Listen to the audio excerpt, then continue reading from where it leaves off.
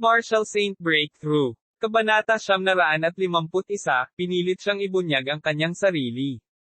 Damn it! Ito ay lalong nagpagalit kay Gu Xinghe.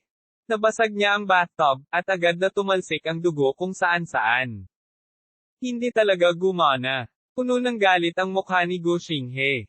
Ang tagumpay ni Yan Jinyao ay nagparamdam kay Gu Xinghe ng matinding pressure. Higit sa lahat, gusto rin ni Yan Jinyao na hamanin ang Marshall Saint. Nangangahulugan ito na ang mga benepisyo ng dugo sa kanya ay lampas sa imahinasyon. Mukhang kailangan kong kumonsulta sa mga nakatataas. Huminga ng malalim si Gu Xinghe at pinigilan ang galit sa kanyang puso. Tuldok. Sa kabilang panig, ang katawan ni Qinyu ay nanghihina at nanghihina. Ang napakalaking pagkawala ng dugo ay naging mahirap para sa panloob na ni Qinyu na makabawi. Ang sakit sa buong katawan niya ay nagpapahirap sa espiritual na pakiramdam ni Qinyu. Divine Sense. Sa sandaling ito, tila may naisip si Qinyu. Maaari niyang kunin ang isang bahagi ng kanyang banal na kahulugan. Hindi man ito masyadong malayo sa kanyang pangunahing katawan, dapat ay maibsan nito ang ilang sakit, di ba? Bukod dito, hindi pa rin naiisip ni Qinyu ang sikreto ng spatial artifact. Sa pag-iisip nito, agad na ipinikit ni Qinyu ang kanyang mga mata at pilit na inilabas ang isang strand ng Divine Sense mula sa kanyang glabella. Isang hibla ng gintong liwanag ang nahulog sa spatial na banal na sandata. Sa harap ni Qinyu, agad itong naging itim. Damn it, walang kwenta. Sa kasamaang palad, kahit na ang espiritual na pakiramdam ni Qinyu ay nahugot, hindi pa rin ito kayang labanan ang sakit na ito.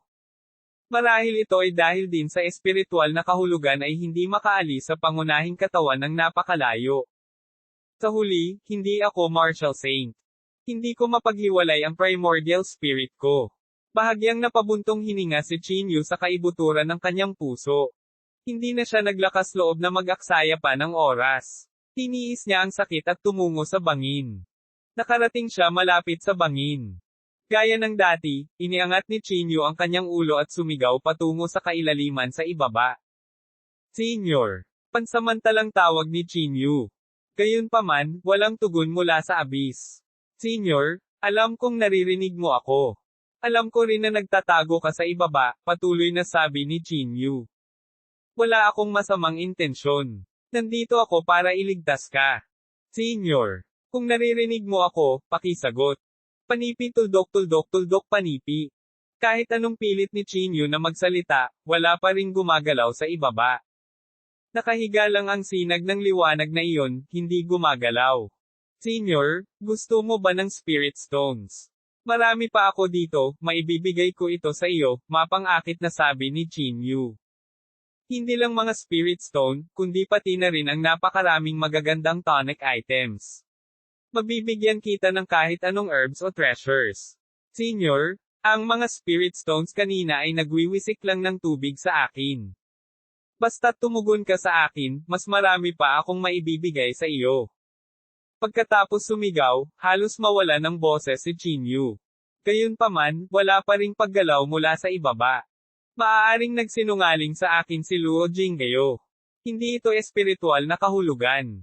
Naisip ni Qinyu sa kanyang sarili. Hindi tama yan. Ngunit napakabilis, tinanggihan ni Qinyu ang ideyang ito. Maaaring nagsisinungaling si Luo Jinggayo, ngunit ang bigot sa manibela ay hindi makapagsinungaling sa kanya. Pinaikit ni Qinyu ang kanyang mga mata at tumingin sa kislap ng liwanag na iyon. Senior, huwag mong sabihin sa akin na gusto mong magsinungaling sa akin doon at lamunin ang aking espiritual na pakiramdam. Kung ganoon nga, walang makakapagligtas sa iyo, bulong ni Qinyu. Ngunit wala pa ring gumagalaw sa ibaba. Agad itong naging sanhi ng pagkawala ng pasensya ni Qinyu. Bilang karagdagan sa mga alon ng sakit na hatid ng kanyang pisikal na katawan, ang galit ni Qinyu ay tumataas din. Anong bullshit senior, isa ka bang pipi? Nagmura si Qinyu sa abis. Sa tingin ko anak ka ng isang B***, at tinatawag mo ang iyong sarili na senior. Sa tingin ko, noong nabubuhay ka, basura ka rin, di ba? Kung hindi, paano ka masusupaw sa ganoong lugar? Anong basura? Hindi mo man lang maprotektahan ang sarili mong katawan. Mananatili ka lang sa bangin na ito habang buhay. Wala ka. Pagkatapos ng sunod-sunod na sumpa, nagulat si Chinyu nang matuklasan na ang sinag ng liwanag ay talagang bahagyang nanginginig. Mukhang epektibo. Agad na tuwang-tuwa si Chinyu. Kaya naman, agad niyang dinagdagan ang kanyang firepower. Basura, walang kwenta. F*CKU, Immortal Board. Itatapon ko ang libingan ng ninuno mo bukas. Babantayin ko ang asawa mo na maliligo kinabukasan. Tahiin kita mamaya. Te ako para sa iyo kinabukasan. Little B** starred, huwag masyadong lumayo. Sa sandaling ito, isang paputok na sigaw ang biglang dumating mula sa ibaba. Ang boses na iyon ay parang dumadagandong na kulog na nagpapasakit sa tenga. Sa sobrang takot ni Chinyu ay napaatras siya ng 2 hakbang na tumutulo ang pawis sa kanyang noo. Phew! Mukhang kapaki-pakinabang talaga. Ito ay talagang pilit na inumin, ungol ni Chinyu. Muli siyang umakyat sa gilid ng abis at nahihiyang ngumiti, Senyor, wala na akong magagawa. Kung hindi kita pinagalitan, wala kang sasabihin. Gayunpaman, muling natahimik ang lugar sa ibaba. Mga ad ng Pop Future. Senyor. Pansamantalang tawag ni Chinyu. F***sick. King refuse a toast only to force to drink a forfeit. Are you King G? Tinatawag kitang senior, pero wala kang pakialam. Masaya ka ba dahil lang sa pinapagalitan kita? No wonder na nakulong ako sa bangin na ito, ako. Shut up. Muling dumating ang boses na iyon. Nakikita rin ni Chinyu na ang lalaking ito ay isang malambot na tao, kaya hindi na niya ito magalang na tretuhin. Matanda, tanungin kita, sino ang nagsabi sa iyo na kainin ang aking mga espiritong bato? Hindi napigilan ni Chinyu ang magmura. Wala kang sinabing anuman. Sinusubukan mo ba akong linlangan na bumaba at lamunin ang aking espiritual na kahulugan? Ngayong nabigo ka, dapat galit ka dahil sa kahihiyan, di ba? Hehe, hindi ako bababa. Papatayin kita galitin. Sa kailaliman, ang maliwanag na boses na iyon ay nagsabi na may medyo madilim at malamig na tono, hinayaan kitang makita ito. Tama. Gusto ko lang lumunin ang iyong espiritual na kahulugan. Hindi ko inaasahan na ikaw, itong munting B** star, ay hindi mahuhulog dito. UF***CKING old bastard. Pinandilatan siya ni Chinyu at nagmura. Munting bastard, mas mabuting maging magalang ka kapag kausap mo ako. Sabi ng liwanag sa madilim na tono. Magalang sa iyo. Ano ka? Hindi ka man lang makalabas sa bangin, at nagpapanggap ka pa rin bilang ako. Nililigawan mo si kamatayan. Naglakas loob ka bang paawayin ang iyong ama? Papipilayan kita. Hihi ako dyan mamaya. Ikaw.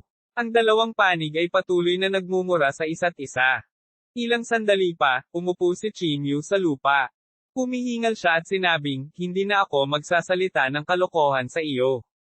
Let's make a deal. What do you think? Deal. Tingnan mo ang iyong espiritual na kahulugan. Isa ka lang marquee ng Wu. Gusto mong makipag-deal sa akin. Sarkastikong sabi ng isang tao sa ibaba. Inilibot ni Chinyu ang kanyang mga mata at nakangiting sinabi, kung gayon, saang lupain ka naruroon? Anong realm ako? Hindi ito isang bagay na mauunawaan mo, malamig na sabi ng kabilang partido. Ngumisi si Chinyu at sinabing, saang lupain ka kaya? Kung mataas ang iyong kaharian, dito ka ba makulong? Hindi pinansin ng kabilang partido si Chinyu, at muling natahimik ang eksena. Nag-isip sandali si Chinyu at pagkatapos ay sarkastikong sinabi, hindi ka lang isang martial marquee, di ba? Hindi pa rin siya pinansin ng kabilang partido. Tumayo si Chinyu at bumulong, isang pangit na martial marquee, F***CKING nag-aaksaya ng oras ko.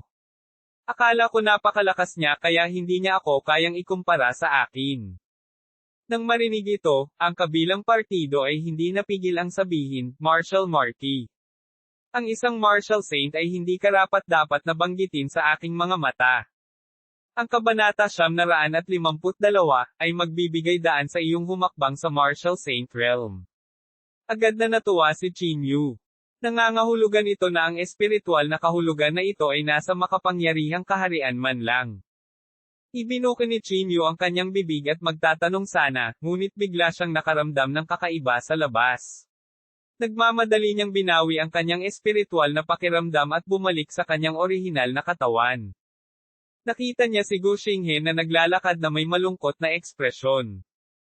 Ang kanyang ekspresyon ay lubhang hindi magandang tingnan, at ang kanyang titig nang tumingin siya kay Chinyu ay puno ng isang matalim na layuning pumatay. Chinyu? Gusto mo bang mabuhay o hindi? Malamig na sabi ni Gu Xinghe. Ngumisi si Chinyu, F***CQ. Kung may sasabihin ka, sabihin mo kaagad. Huminga ng malalim si Gu Xinghe at sinabing, nasaan si Yan Rozo? Hanggat sinabi mo sa akin, kaya kong iligtas ang iyong buhay. Tinaas ni Chinyu ang kanyang kilay at nginisyan, kahit sabihin ko sa iyo, hindi mo siya mahahanap. Wala itong kinalaman sa iyo. Kailangan mo lang sabihin sa akin kung nasaan siya, malamig na sabi ni Gu Xinghe. Gustong sabihin sa kanya ni Chinyu ang tungkol sa lihim na kaharian ng pamilya Yan, ngunit hindi niya alam kung kaya niyang sabihin sa kanya ang tungkol dito, kaya itikom niya ang kanyang bibig. Sabihin mo sa akin, nasaan si Yan Rozo? Sigaw ni Gu Xinghe. Hindi ko alam, nginisya ni Chinyu. Kinagat ni Gu Xinghe ang kanyang mga ngipin. Hinawakan niya ang mga rehas ng bilangguan gamit ang dalawang kamay at sinabi sa pamamagitan ng pagngangalit ng mga ngipin, Chinyu, gusto mo ba talagang mamatay? Ayoko pang mamatay. Masarap mabuhay. Ikaw naman, nakita ko ang salitang mamatay, na nakasulat sa ulo mo. Kailangan mong mag-ingat, panunuyan ni Chinyu. Ads by Pop Future. Magagalit na sana si Gu Xinghe nang biglang tumunog ang kanyang telepono. Kinuha niya ang telepono at nakita niyang mas mataas ang tumatawag. Tuwang-tuwa si Gu Xinghe. Pupunta na sana siya sa mga nakatataas, ngunit tumawag ang mga nakatataas. Sa makatuwid, walang pakialam si Gu Xinghe kay Chinyu at nagmamadaling pumunta sa opisina.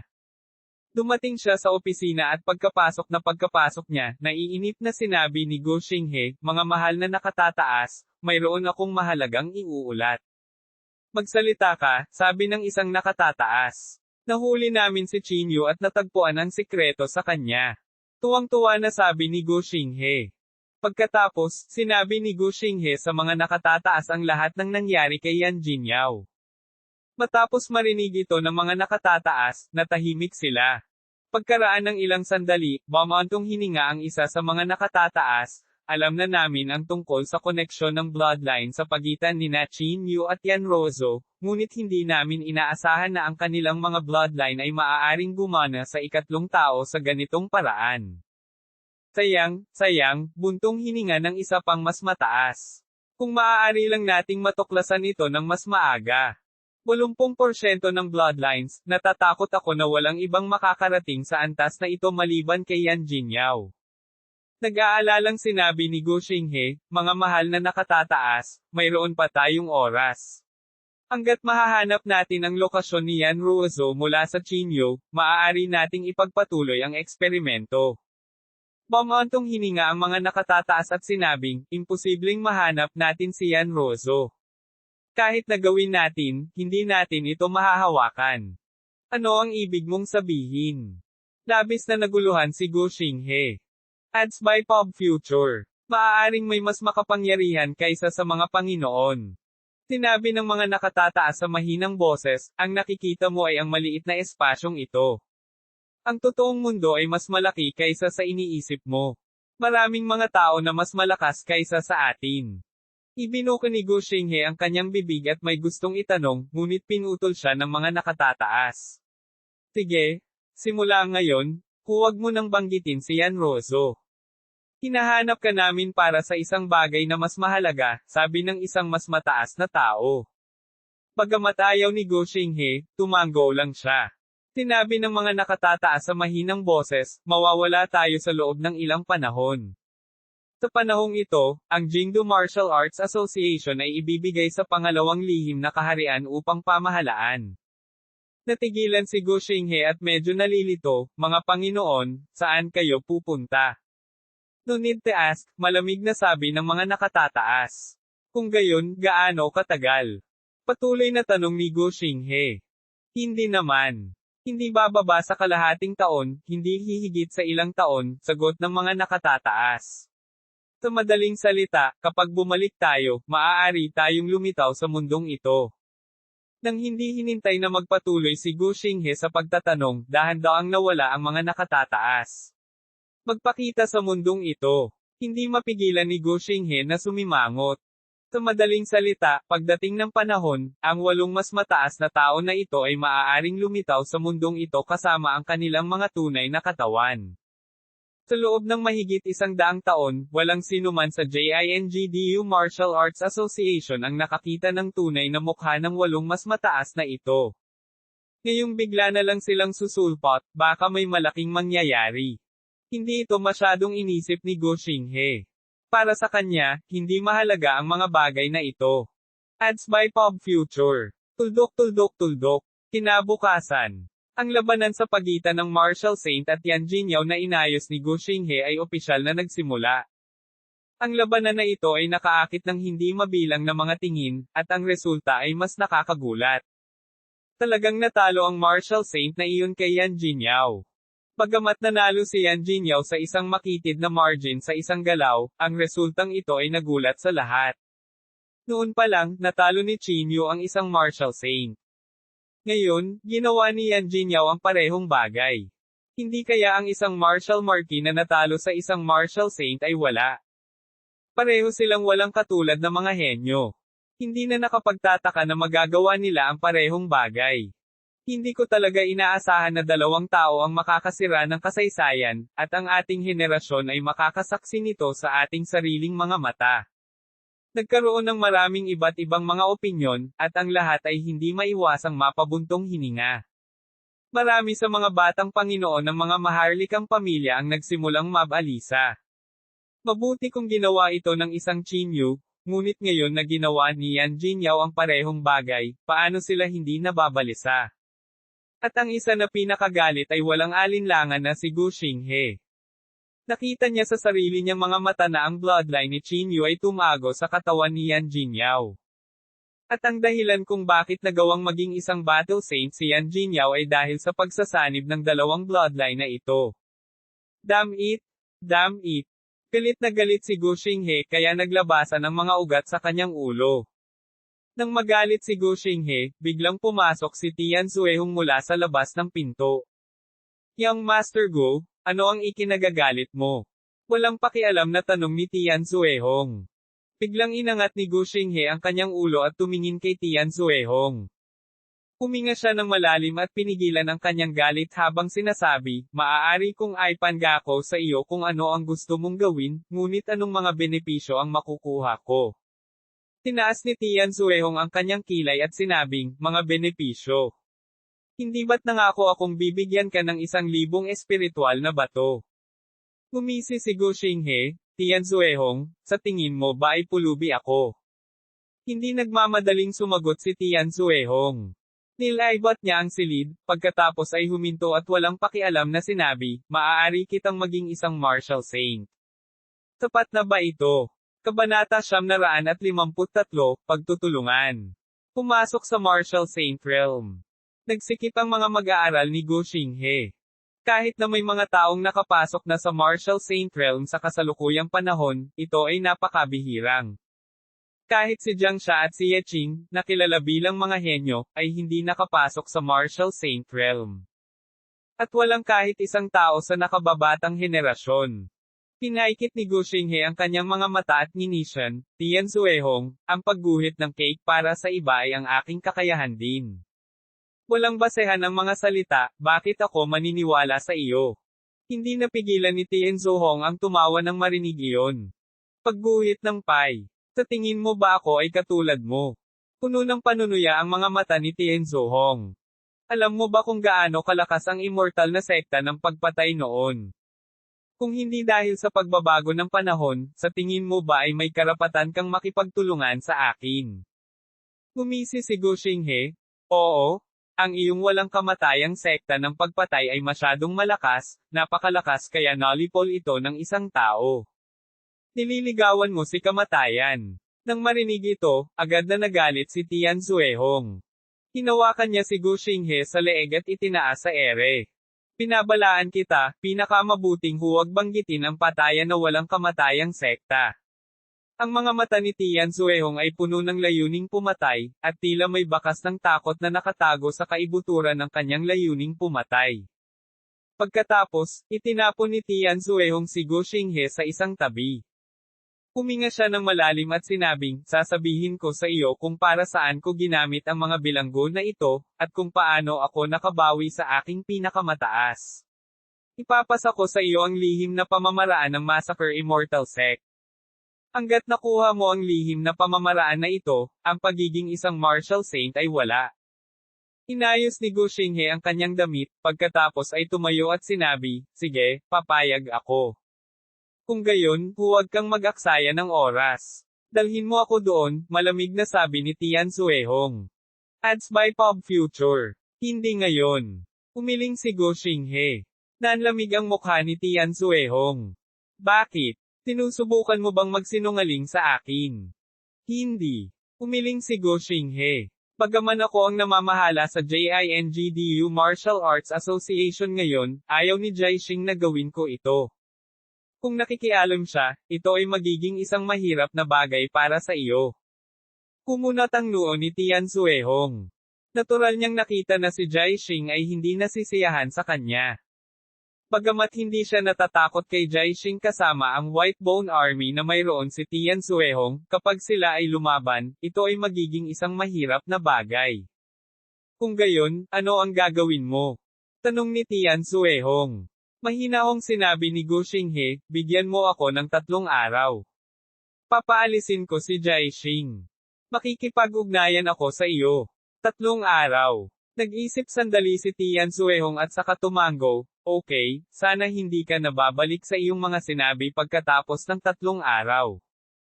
Pagkatapos sabihin iyon, mabilis na umalis si Tian Zuehong. Tuldok, sa kulungan. Ang espiritual na pakiramdam ni Qinyu ay muling pumasok sa space artifact. Tumayo siya sa gilid ng kalaliman at sumigaw, old bastard, I'm here to see you again. Umiling ang kalaliman, ngunit walang sumagot. Nakangiting sabi ni Qinyu, yung matandang bagay na nakakulong sa bangin. Tinatawagan kita. Munting bastard, kung aalis ako dito isang araw, tiyak na papatayin kita. Sigaw ng ilaw. Inilibot ni Qinyu ang kanyang mga mata at sinabing, pag-usapan natin ito pagkatapos mong umalis. Hindi ako pumunta dito para makipag-away sa iyo ngayon. Pumunta ako dito para humingi ng tulong sa iyo. Ads by Pop Future. Tulong. Little bastard, buti na lang at hindi kita pinatay. Gusto mo pa rin akong tulungan. Malamig na sabi ng boses na iyon. Ngumiti si Qinyu at sinabing, huwag kang mabalisa. Maaari tayong makipag-deal. Hindi kita gagamitin sa wala. Malamig na bumantong hininga ang kabilang partido at hindi kumibo. Sinabi ni Qinyu sa kanyang sarili, kung handa kang ipahiram sa akin ang iyong kapangyarihan, maaari kitang hayaang umalis sa lugar na ito. Paano na? Pinalak ni Qinyu na gamitin ang paraan na ginamit niya upang harapin ang Patriarch ng Earthfiend Valley upang harapin ang kislap ng liwanag na ito. Dahan daw ang hinihigop ang kanyang kapangyarihan at pagkatapos ay tanggalin siya. You are dreaming. Sa sandaling ito, isang panunuya ang nanggaling sa ibaba. Ang ekspresyon ni Qinyu ay hindi maiwasang magbago. Hindi kaya alam niya ang tungkol dito. Anak, ang maliit na pag-iisip mo ay hindi makakataka sa aking mga mata. Gumisi ang kabilang partido. Gusto mong lokohin ang kapangyarihan ko. Sa panaginip mo. Nagmamadaling sinabi ni Qinyu na may nakakahiyang ngiti, wala akong ganoong intensyon, talagang walang ganoong intensyon. Lahat ito ay hindi pagkakaunawaan. F***CQ. Malakas na nagmura ang kabilang partido. Sabik na sabik si Qinyu kaya napakamot siya sa kanyang tenga at pisngi. Gayunpaman, anuman ang sinabi ni Qinyu, hindi papayag ang kabilang partido. Dahil dito, napaupo si Qinyu sa lupa ng malungkot. Puntong hininga, kung hindi mo ako bibigyan ng lakas, natatakot ako na hindi ako makakatakas, bulong ni Qinyu. Escape. Bakit? Matagal kang nagyabang sa akin at nauwi sa pagkakulong. Bakas ng pangungutya ang boses ng kabilang partido. Pamulong si Chinyu? Oo, hindi lang nila ako ikinulong, kinukuha pa nila ang dugo ko araw-araw. Damn, masakit talaga sa akin hanggang mamatay. Draw your blood. Why? Is there something special about your blood? Sabi ng Thread of Light. Ads by Pop Future. Umiling si Chinyu at sinabing, hindi ko rin alam.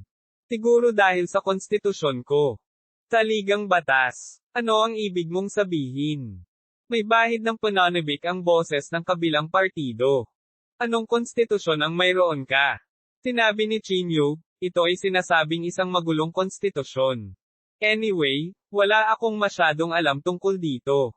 Magulong konstitusyon. Ang kabilang partido ay agad na natuwa. Kahit na ang ray ng liwanag na iyon ay naging ilang beses na mas malaki. Napabuntong hininga si Chinyu at sinabing, kung magpapatuloy ito, natatakot akong maubos ang dugo ko. Are you sure you have a chaotic constitution? Malamig niyang sabi. Napabuntong hininga si Chinyu at walang magawa, bakit ako magsisinungaling sa iyo? Natahimik ang kabilang partido. Pagkaraan ng mahabang panahon, bigla niyang sinabi, anak, hindi imposibleng tulungan kita. Natuwa si Chinyu at mabilis na sinabi, talaga. May kondisyon ako, sabi ng kabilang partido. Anong kondisyon? Mabilis na sabihin ito. Tuwang-tuwang sabi ni Chinyu. Sinabi ng kabilang partido sa malalim na boses, ayoko ng katawan ng ibang tao. Gusto kong gamitin ang katawan mo. The two of you share the same body. Otherwise, I'm afraid I'll be cheated by you. Nang marinig ito, agad na kumunat ang mga kilay ni Chinyu. Magbahagi ng bangkay. Sinabi ni Luo Jinggayo na ang kislap ng liwanag na ito ay hindi magandang ibon. Kung sakupin niya ang kanyang sariling katawan, ito ay magiging mahirap. Hindi, mahahanap kita ng katulad na katawan, sabi ni Chinyu. Pagkatapos ay kalimutan mo ito. Gayunpaman, tumanggi ang kabilang partido. Kumunat ang noo ni Chinyu at sinabing, hindi ba kita mahahanap ng katulad na katawan? Hehe, sa tingin mo ba napakadaling makahanap ng espesyal na katawan? Cut the crap. Kung hindi ka pumayag, kalimutan mo na. Mag-isip ka, naiinip na sabi ng kabilang partido. Pagkatapos, nahulog siya sa katahimikan. Ano man ang sinabi ni Chinyu, hindi siya makakuha ng tugon. Walang magawa, pansamantalang may iwan lamang ni Chinyu ang spatial artifact na ito. Chapter 954, buhay pa ang babaeng nakamaskara. Naisip ito ni Chinyu, ngunit naramdaman pa rin niya na hindi niya maipasok ang kanyang espiritual na pakiramdam sa kanyang katawan. Sa kanyang kakayahan, kung gusto niyang pilitin siyang sakupin, malamang na walang magagawa si Chinyu. Damn it, mas mabuting kalimutan ko na ito. Sayang ang oras, bulong ni Chinyu. Sa mga susunod na araw, ang kagamitan sa katawan ni Chinyu ay hindi maipaliwanag na tinanggal. Dahil dito, medyo naguluhan si Chinyu. Hindi kaya. Walang epekto ang dugo sa katawan niya. Sa sandaling ito, naglakad si Gu Xinghe mula sa labas. Tinulyapan niya si Chinyu at ninisyan, Chinyu, pahalagahan mo itong ilang araw na buhay ka. Bahagyang nanliit ang mga mata ni Chinyu. Hindi siya umimik, ngunit nahulaan na niya ang pangkalahatang sitwasyon sa kanyang puso. Mukhang walang epekto ang dugo ko, pansamantalang sabi ni Chinyu. Nang ilabas ang paksang ito, medyo naging pangit ang ekspresyon ni Gu Xinghe. Nahuli ni Chinyu ang pagbabago sa kanyang ekspresyon at nahulaan, baka kay Yan Jinyaw lang ang epekto ng dugo ko. Nang marinig ito, biglang naging mabangis ang ekspresyon ni Gu Xinghe. Mukhang tama ang hula ko. Hindi mapigilan ni Chinyu na mapangiti. Manahimik ka. Kung gusto mong mamatay ng maaga, kaya kong ibigay ang hiling mo. Hinawakan ni Gu Xinghe ang rehas at galit na sumigaw. Ads by Pop Future. Ngumisi si Chinyu, wala na akong maraming araw na natitira, ano ang dapat ikatakot? Kinagat ni Gu Xinghe ang kanyang mga ngipin, huminga ng malalim, itinuro si Chinyu at sinabing, tingnan natin kung ilang araw ka pang magiging mayabang. Pagkatapos sabihin iyon, tumalikod si Gu Xinghe at naglakad palabas. Pagkaalis niya, lahat ng mga bilanggo ay nagsabi, Chinyu, bakit kailangan mong maging calculative sa kanya? Tutal, nasa kamay niya na tayo ngayon. Kung mag-uusap tayo ng maayos, baka mabuhay pa tayo ng ilang araw. Mapait na ngumiti si Chinyu at sinabing, iba ako sa inyong lahat. Kahit anong sabihin ko, hindi niya ako bibitawan. Walang imek ang lahat. Ilang sandali pa, may umaliw, Chinyu, huwag kang masyadong mag-isip. Sino ang nakakaalam kung ano ang maaaring mangyari sa loob ng ilang araw? Tama. Paglabas namin, makikipagtulungan kami sa iyo. Ngumiti si Chinyu at sinabing, sige. Magkita tayo sa labas. Walang inaasahan na walang intensyon si Gu Xinghe na palayain ang sinuman. Tuldok. Sa mga sumunod na araw, medyo nakabawi si Chinyu, na nagtanggal ng kanyang kagamitan. Ang panloob na chi dito ay napakahina. Ito ay isang napakabagal na proseso upang mabawi. Kahit na maraming kayamanan si Chinyu, kapag nailabas niya ang mga ito, 70% ng mga ito ay matutuklasan. Damn it! Wala akong pakialam, pagmumura ni Chinyu. Kung makakabawi ako sa mga ilang araw na ito, baka makatakas ako. Kaya, nang lumubog ang gabi, maingat na inilabas ni Chinyu ang Spirit Stone. Sa sandaling kinuha niya ang espiritong bato, ang silid ay kumislap ng liwanag. Bahagyang nagbago ang ekspresyon ni Chinyu, at dali-dali niyang pinasok ang Spirit Stone sa kanyang bibig. Ads by Pop Future. Sa kabutihang palad, ang pagkilos na ito ay hindi nakakaakit ng labis na atensyon, at si Chinyu ay maaaring ituring na bahagyang gumon. Kinugol niya ang halos isang buong gabi para ubusin ang Spirit Stone na ito. Gayunpaman, ang katawan ni Chinyu ay masyadong malubhang na sugatan. Ang kagamitan ay nagdulot ng malaking pinsala sa katawan ni Chinyu. Kahit na humiram siya ng mga Spirit Stone, ang bilis ng pagbawi ay napakabagal. Sa bilis na ito, malamang naaabutin ng 12 araw bago mabawi ang sukdulan nito. Bahagyang napabuntong hininga si Chinyu sa kanyang puso.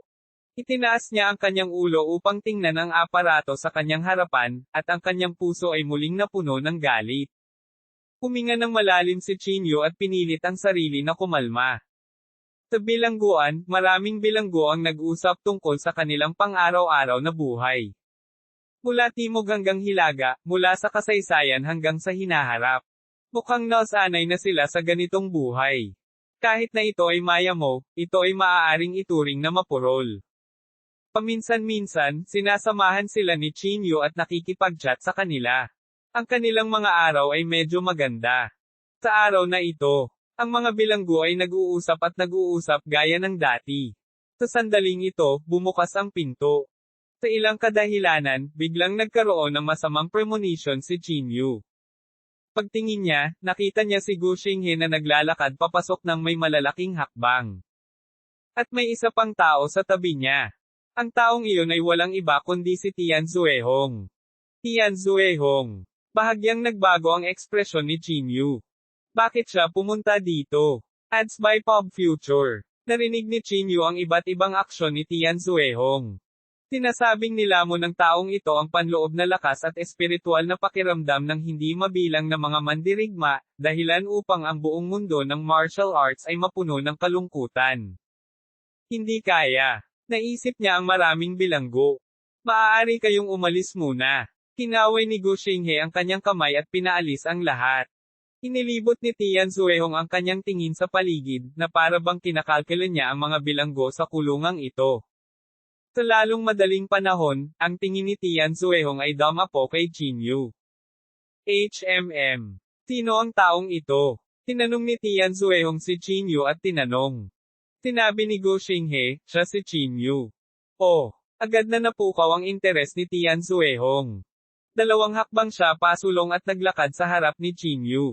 Sabi niya na may mahinang ngiti, ikaw si Chinyu. Bahagyang pinaikit ni Chinyu ang kanyang mga mata at hindi nagsalita.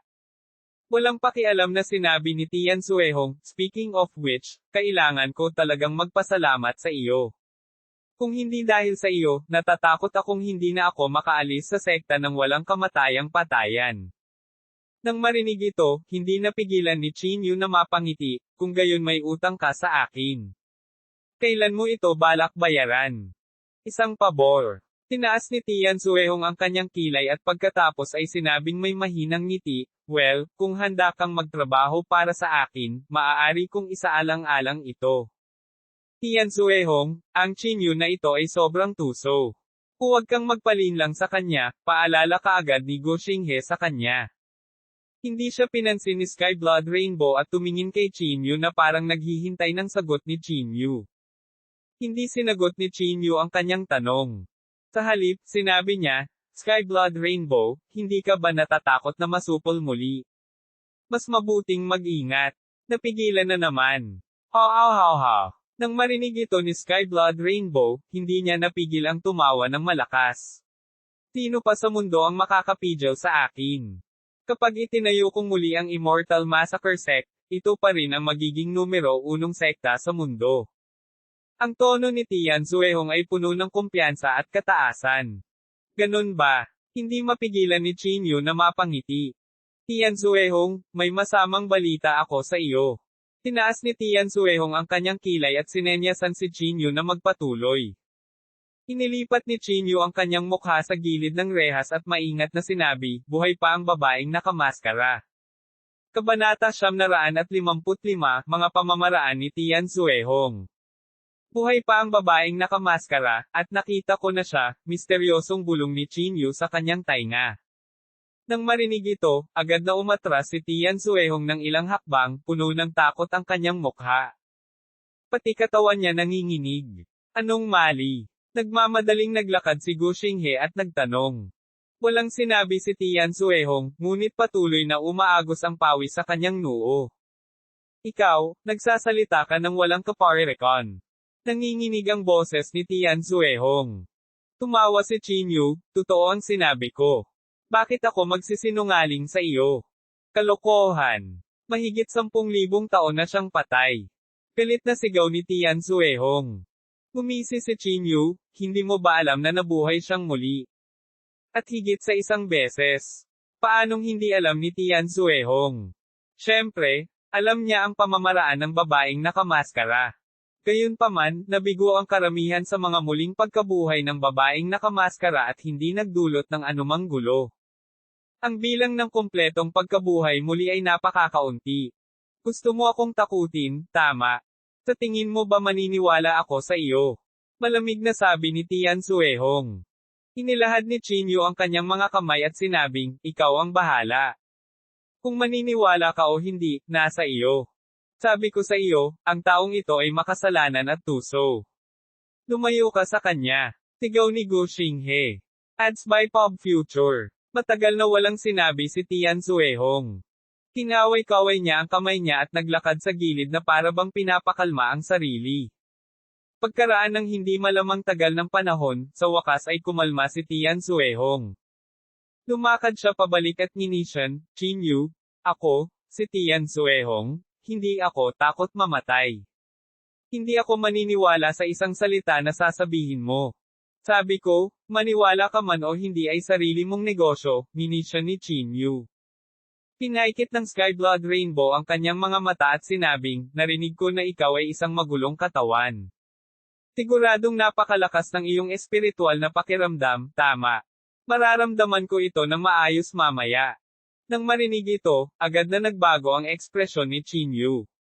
Maaaring ito ay tulad ng kanyang nahulaan. "Maaari ka nang magsimula." Tumingin ang Sky Blood Rainbow kay Gu Xinghe. Kinilala siya ni Gu Xinghe at umatras sa gilid. Pagkatapos, naglakad si Tian Suehong sa gitna ng bilangguan. Inilibot niya ang kanyang tingin sa mga bilanggo at malamig na sinabi, "Karangalan mong pagsilbihan ako." Tandaan ito. Napatulala ang mga bilanggo. Hindi nila naiintindihan ang mga salita ni Tian Suehong. May masamang pakiramdam si Chinyu. Nagmamadali siyang sumigaw, "Tian Suehong, ano ang sinusubukan mong gawin?" Hindi pinansin ni Tian Suehong ang mga salita ni Chinyu, ngunit ang kanyang katawan ay naglalabas ng mga alon ng kakaibang panloob na chi. Ang panloob na chi na ito ay itim na kulay, at sa huli, nag-transform sila sa hitsura ng isang masamang multo sa hangin. Ang masamang multo ay may malaking dagwang bibig, at umaksyon ito sa malapit na kriminal. Sa sandaling nabangga, ang malaking kamay ng masamang multo ay humampa sa ulo ng kriminal. Pagkatapos, ang espiritual na sentido ng kriminal ay pilit na hinugot ng masamang multo, at diretso itong nilunok sa malaking dagwang bibig. Ads by Pop Future. Ang kanyang espiritual na pakiramdam ay hinihigop ng ganoon. Ang panloob na chi sa kanyang katawan ay mabilis ding nawawala. Nang makita ang eksenang ito, ang mga ekspresyon ng lahat ng mga kriminal ay nagbago ng husto. Komportable, talagang komportable, sabi ni Tian Zuehong na may singkit na mga mata. Nanginginig ang kanyang mga kamay, at marami pang masasamang espiritu ang lumipad palabas. Ang masasamang espiritong ito ay sumugod sa mga kriminal at nagsimulang lumunin ang kanilang espiritual na kahulugan. Agad na nataranta ang mga preso. Tinubukan nilang lumaban, ngunit nalaman nilang hindi nila kayang saktan ang masamang espiritong ito. Sa isang sandali, ang buong bilangguan ay walang humpay na tumataghoy, at ang mga hiyawan ay walang humpay. Ang mukha ng bawat bilanggo ay nababalot ng takot. Ha. Patuloy na tumawa ng malakas si Tian Zuehong.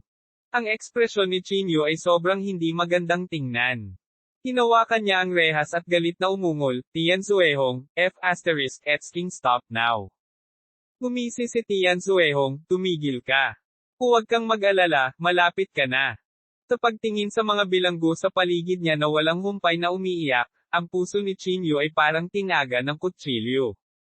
Galit niyang pinandilatan si Gu Xinghe at hindi niya maiwasang sampain. Gu Xinghe, bilang miyembro ng Jingdu Martial Arts Association, talagang nakagawa ka ng napakasamang bagay. Gayunpaman, mahinang bumantong hininga si Gu Xinghe, isang kumpol lang sila ng langgam. Sa tingin mo, I care. Isa-isang bumagsak ang mga preso. Baka sa mukha nila ang takot. Bago sila mamatay, mas namilipit ang kanilang mga mukha. Nang makita ang eksenang ito, galit na galit si Chinyu. Gayunpaman, ang kanyang katawan ay masyadong mahina. Wala siyang lakas para pigilan sila. Ads by Pop Future. Damn it! Hinampis ni Chinyu ang kanyang palad sa rehas. Tian Zuehong, huminto ka ngayon. Mabibigyan kita ng kayamanan. Nagmamadaling sigaw ni Chinyu. Kay Blood Rainbow sumulyap kay Chinyu at Ninishan, hindi ako maniniwala sa anumang sasabihin mo. Ikaw. Agad na nagalit si Chinyu, ngunit wala siyang magagawa. Ang mga nakapaligid na bilanggo ay sunod-sunod na nahulog, at si Chinyu ay nasa mental breakdown. Damn it! Sa sandaling ito, naisip ni Chinyu ang Divine Sense sa interspatial na Divine Artifact. Lalabanan kita hanggang kamatayan. Sigaw ni Chinyu. Pagkatapos, ipinadala niya ang kanyang banal na kahulugan sa spatial artifact at natagpuan ang bakas ng liwanag. Sumasang-ayon ako sa iyong kahilingan. Lumabas ka agad at tanggapin ang aking katawan. Nag-aalalang sigaw ni Chinyu. Isang boses ang dahan-daang nagmula sa kailaliman ng kalaliman. Sa wakas ay pumayag ka, ngunit sa aking kalagayan ngayon, hindi pa rin ako makaalis sa lugar na ito, walang pakialam na sabi ng kabilang partido. Nanliit ang mga mag-aaral ni Chinyu, at sabik siyang nagtanong, bakit? Masyado akong mahina. Kailangan ko pa ng maraming spirit stones. Ang ekspresyon ni Chinyu ay agad na naging lubhang hindi magandang tingnan. Paano pa siya magkakaroon ng oras para harapin itong F***ing urgent matter? F***sick, it's nothing. Hindi napigilan ni Chinyu ang magmura at nagmamadaling umalis sa lugar na ito. Sa maikling yugtong ito, halos kalahati ng mga bilanggo ang namatay. Tian Zuehong, itigil ang F***sick ngayon. Galit na sigaw ni Chinyu. Si Chinyu ay may magandang relasyon sa mga bilanggo na ito. Nang makita silang mamatay sa harap niya, hindi na kinaya ni Chinyu. Sumulyap si Tian Zuehong kay Chinyu at Ninishan, mukhang nagmamadali ka. Sinabi ni Gu Xinghe, bilasan mo at patayin mo siya para hindi siya magsalita ng kalokohan dito. Bahagyang tumango ang Sky Blood Rainbow, sige, dahil nagmamadali ka, ipapadala kita ng maaga. Dahil doon, isang masamang espiritu ang sumugod kay Chinyu. Kabanata 956, Prison Break. Ang masamang multong ito ay agad na sumugod sa noo ni Chinyu. Ang mga agos ng itim na aura ay kumakalat mula sa panloob na chi ng masamang multo. Ang mabahong amoy ay nagparamdam sa mga tao ng labis na pagduduwal. Pakiramdam ni Chinyu ay parang nahuhubad ang kanyang espiritual na pakiramdam, at napakasakit nito. Damn it! Ikinuyom ni Chinyu ang kanyang mga kamao at pilit na pinatatag ang kanyang espiritual na sentido upang pigilan itong mabunot sa kanyang katawan. Ang espiritual na pakiramdam ni Chinyu ay tila nakabuo ng isang paghaharap sa kapangyarihan ng masamang multong ito. Sa hindi kalayuan, hindi maiwasan ni Tian Suehong na magulat nang makita niya ito. Maaari mo talagang labanan ang tatlong landas ng masasamang multo. Kawili-wili, sabi ni Tian Suehong na may malamig na ngiti. Kung kaya mong labanan ang isa, paano ang dalawa o tatlo? Kasabay nito, ikinaway niya ang kanyang kamay, at dalawa pang masamang multo ang sumugod kay Chinyu. Sa sandaling sumugod sila, ang kapangyarihang iyon ay agad na tumaas. Ang divine sense ni Chinyu ay agad na nakuha ng higit sa kalahati. Ang ganitong uri ng sakit ay naging sanhi ng hindi mapigil na panginginig ng buong katawan ni Chinyu. Itinaas ni Chinyu ang kanyang ulo at umungol ng galit. Mahigpit niyang kinokontrol ang kanyang banal na sentido, natatakot na mabunot sa kanyang katawan. Gayunpaman, ang kapangyarihan ng tatlong masamang espiritong ito ay sadyang napakalakas. Bilang karagdagan, ang katawan ni Chinyu ay napakahina. Kahit na sinubukan niya ang kanyang makakaya upang harangan ang mga ito, ang kanyang banal na sentido ay inilabas pa rin ng paunti-unti. Tapos na, lumitaw ang mga butil ng pawis sa noo ni Chinyu. Wala na siyang lakas na lumaban. Nang malapit nang sumuko si Chinyu, isang malakas na putok ang biglang dumating mula sa labas. Boom! Ads by Pop Future. Sa isang malakas na kalabog, talagang nabasag ang pinto ng kulungan. Sa paglingon, makikita lamang ng isa ang ilang tao na nakatayo sa pintuan. At ang namumuno sa kanila ay walang iba kundi si Chang Mang. Sa sandaling ito, ang kanyang buong katawan ay kumukulo na pula, at ang kanyang aura ay nag-aalab. Mukha siyang Diyos. Nakasunod sa likuran niya sina Zhuang Teng, Yao Meng, at ang iba pa. HM. Nang makita ni Gu Xinghe ang eksenang ito, hindi niya maiwasang bahagyang sumimangot. Nababaliw na ba kayo? How dare you barge into the Jingdu Martial Arts Association's prison? Alam mo ba kung anong klaseng krimen ito? Sabi ni Gu Xinghe na may malungkot na mukha. F*CQ. Malakas na sigaw ni Chang Mang, at pagkatapos ay bumagsak ang malabakal niyang katawan kay Gu Xinghe. Hindi nang ahas si Gu Xinghe na maging pabaya, at nagmamadaling itinaas ang kanyang kamay upang tumugon. Gayunpaman, bilang isang banal na nilalang, si Chang Mang ay may napakalaking lakas. Sa sandaling magkabanggaan sila, diretso siyang pinalipad. Magmadali kayong pumunta at iligtas sila, pipigilan ko sila, malamig na sabi ni Chang Mang. Bahagyang tumango si Zhuang Teng at ang iba pa. Pagkatapos, mabilis silang sumugod patungo kay Chinyu. Dahil sa biglaang sitwasyon, walang choice si Tian Suehong kundi itigil ang kanyang ginagawa. Lumingon siya at malamig na tumingin sa mga taong ito. Tian Suehong, nandito ka rin. Hindi napigilan ni Kung Yun ang sumigaw. Gu Xinghe, walang hiya ka ba? How dare you collude with Tian Suehong? Lalong naging malamig ang ekspresyon ni Gu Xinghe. Inilibot niya ang kanyang tingin sa mga tao at malungkot na sinabi, lahat ba kayo ay nagsisikap na maghimagsik? Cut the crap, sumuntok ka muna sa akin. Pilit na umungol si Chang Mang at ang kanyang kamay na bakal ay agad na dumurog kay Gu Xinghe. Walang kapantay ang lakas ni Chang Mang. Kahit si Chinyu ay hindi nang ahas na maliitin siya, pati na si Gu Xinghe. Sa ilalim ng kanyang pag-atake, maaari lamang siyang harapin ni Gu Xinghe at Tian Suehong. Sinamantala ni Zhuang Teng at Yao Meng si Chinyu. Ads by Pop Future. Ang espiritual na pakiramdam ni Chinyu ay bumalik sa kanyang katawan, ngunit ang matinding sakit ay nagpatalsik pa rin sa kanyang noo sa malamig na pawis, at ang kanyang katawan ay medyo nanghina.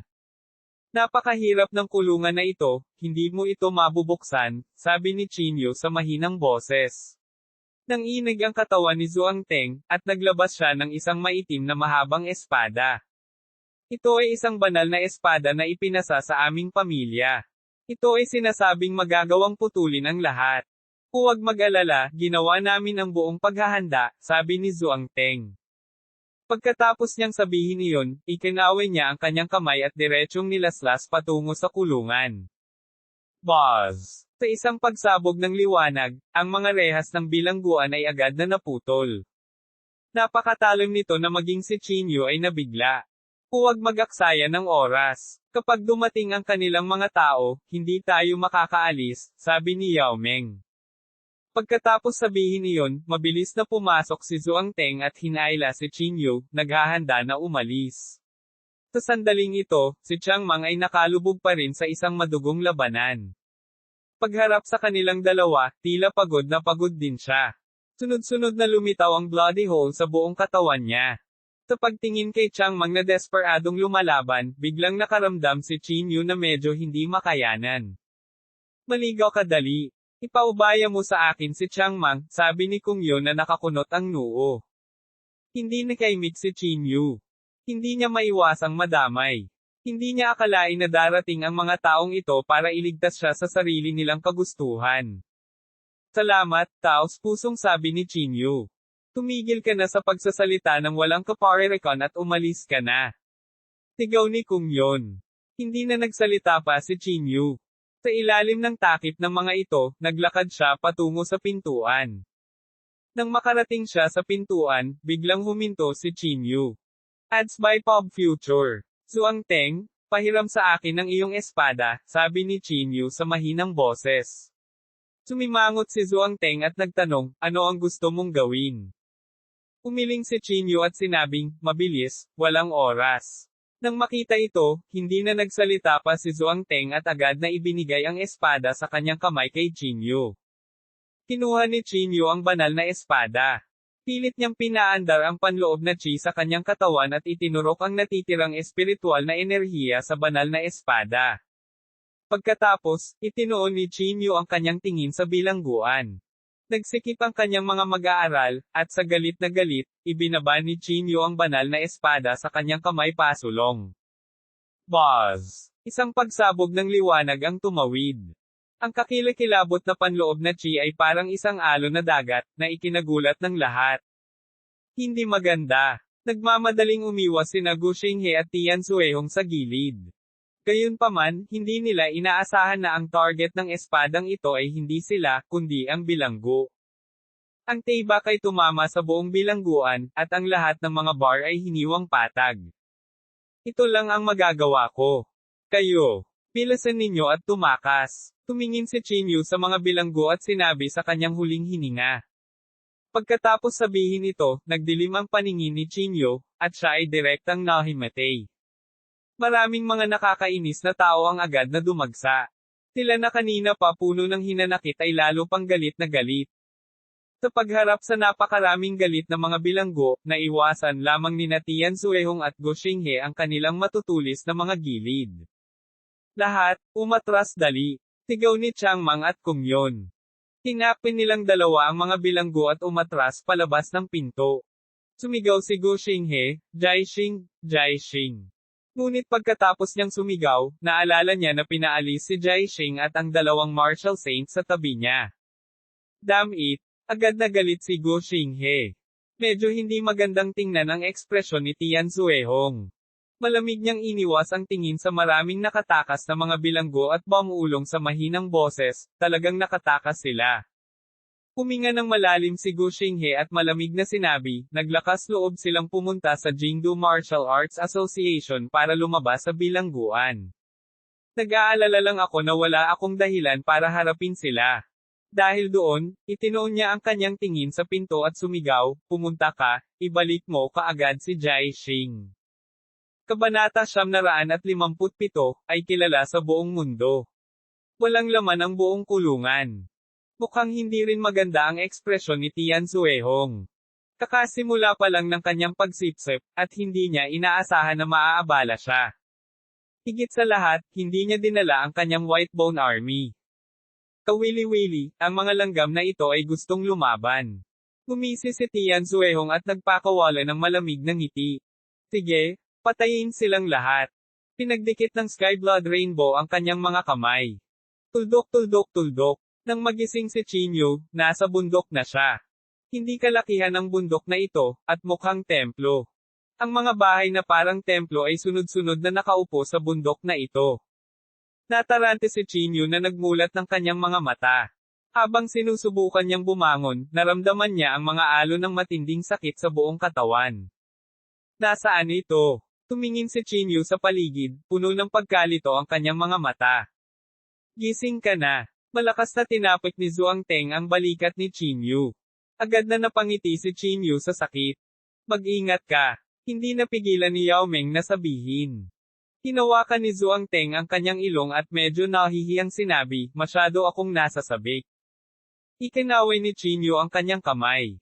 Nahihirapan siyang tumayo mula sa kama at sinabing, nasaan ito? Ipinaliwanag ni Yao Meng, ito ay Nine Pinnacles Mountain. Ito rin ay tirahan ng Senior Shu Weigo. Nine Pinnacles Mountain. Shu Weigo. Lalong nagsalubong ang mga kilay ni Chinyu. Gumuso si Yao Meng at sinabing, ninakawan namin ang kulungan ng JINGDU Martial Arts Association. Siguradong hindi nila ito pababayaan. Sa ngayon, ang tanging makakatulong sa amin ay si Senior Shu Weigo. Hindi napigilan ni Chinyu ang bahagyang buntong hininga. Sa huli, dinala pa rin niya ang problema kay Shu Weigo. Salamat sa iyong tulong. Tinulong ni Chinyu ang kanyang mga kamay at pagkatapos ay nagtanong, ayos lang ba ang iba? Magaling sila. Makakatiyak ka at makakapagpagaling ka dito. Ikinaway ni Zhuang Teng ang kanyang kamay. Nakahiga si Chinyu sa kama, hindi maiwasang mapuno ng pag-aalala ang kanyang mukha. Nakatakas nga siya, ngunit ito ay marahil sa simula pa lamang. Ang Jingdo Martial Arts Association ay talagang magpapadala ng isang martial saint para kunin siya, sabi ni Chinyu sa malalim na boses. Dapat mag-isip tayo ng paraan. Mag-isip ng paraan. Maliban sa Senior Shu Weigo, paano magkakaroon ng martial saint? Umiling si Zhuang Teng. Walang sinabi si Chinyu. Napaisip siya sandali at biglang naisip ang walang kamatayang crane. Kung tatawagin ang Immortal Crane, malamang na makalaban nito ang Jingdo Martial Arts Association, di ba? Ngunit pagkatapos mag-isip tungkol dito, sa wakas ay sumuko si Chinyu sa ideyang ito. Si Xian at ang iba ay maaaring ituring na nasa isang paraiso. Marahil ay hindi nararapat na guluhin ang kanilang buhay ng walang dahilan. Basta magpagaling ka lang. Mag-iisip tayo ng paraan, pag-aaliw ni Yao Meng. Tumango si Chinyu at hindi nagsalita. Ang chi, espiritual na enerhiya dito ay hindi masyadong mayaman, ngunit kumpara sa bilangguan ng JINGDU Martial Arts Association, ang lugar na ito ay itinuturing na maganda. Sa mga sumunod na araw, ganap na gumaling ang katawan at isipan ni Chinyu. Sa ilalim ng pangangalaga ng lahat, ang mga pinsala ni Chinyu ay mabilis na nakabawi. Marahil ay dahil sa paglitaw ng mga disipulo ng lihim na kaharian ang naging dahilan upang ibaba ng matataas at makapangyarihang mga batang master ng Jingdo ang kanilang mapagmataas na ulo.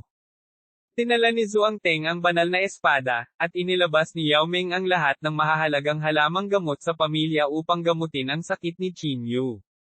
Makalipas ang 3 araw, halos gumaling ang mga sugat ni Chinyu. Tumayo siya at naglakad palabas ng bahay. Ang una niyang nakita ay isang malaking puno ng body. Nagtipon ang lahat sa ilalim ng puno, at nakaupo sa gitna si Shu Weigo. Mabilis na naglakad si Chinyu papunta sa puno. Ang junior na ito, si Chinyu, ay bumabati sa Senior Shu Weigo, kinumpas ni Chinyu ang kanyang mga kamay at sinabi.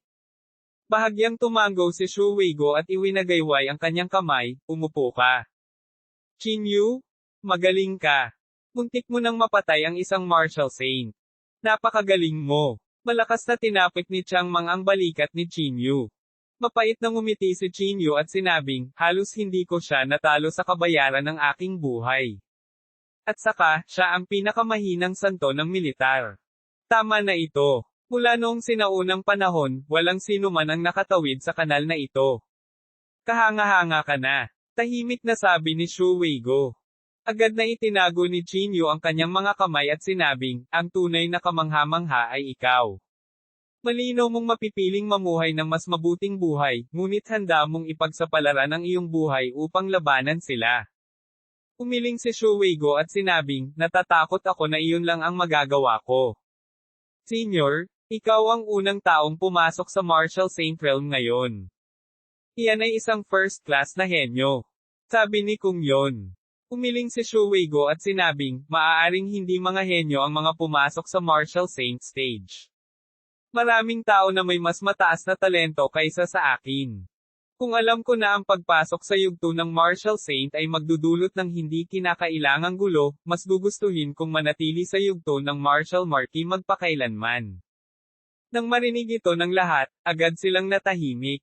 Gayunpaman, may narinig si Chinyu mula sa mga salitang ito. Maaaring hindi mga henyo ang mga nakapasok sa Martial Saint stage.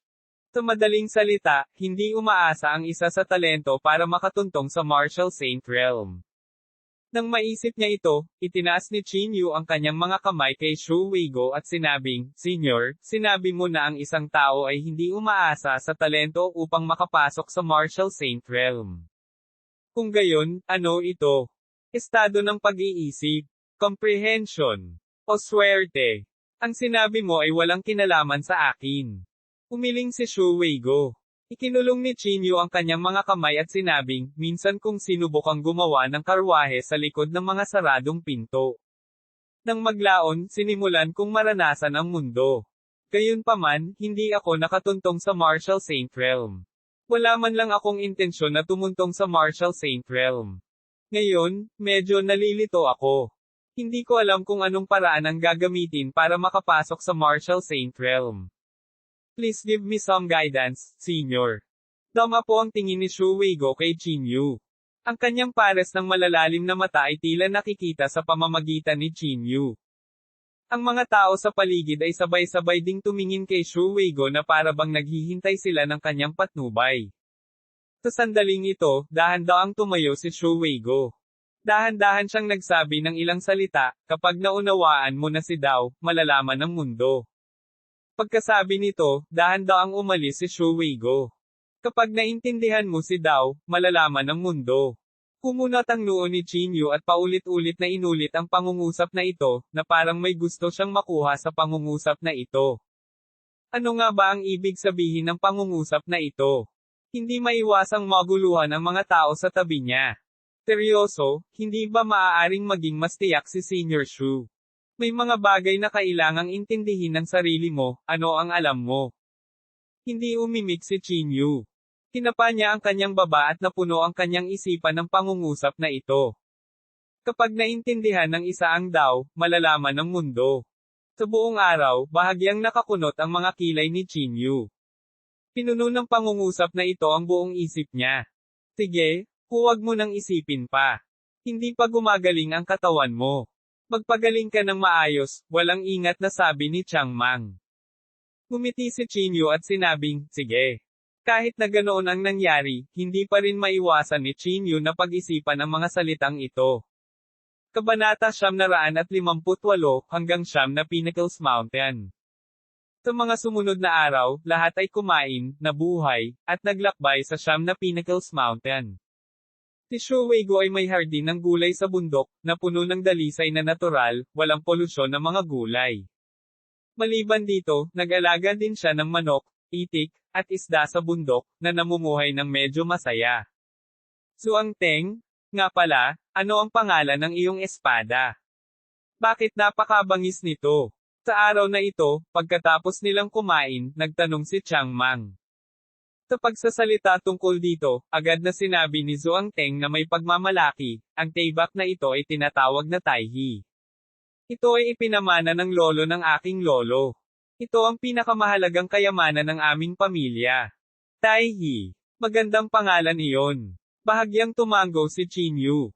Ang bilangguan ng Jingdu Martial Arts Association ay gawa sa itim na gintong bato, ngunit ang espadang ito ay maaaring iladlad sa isang hampas. Ito ay itinuturing na isang banal na espada. Medyo mayabang na sinabi ni Zhuang Teng, syempre.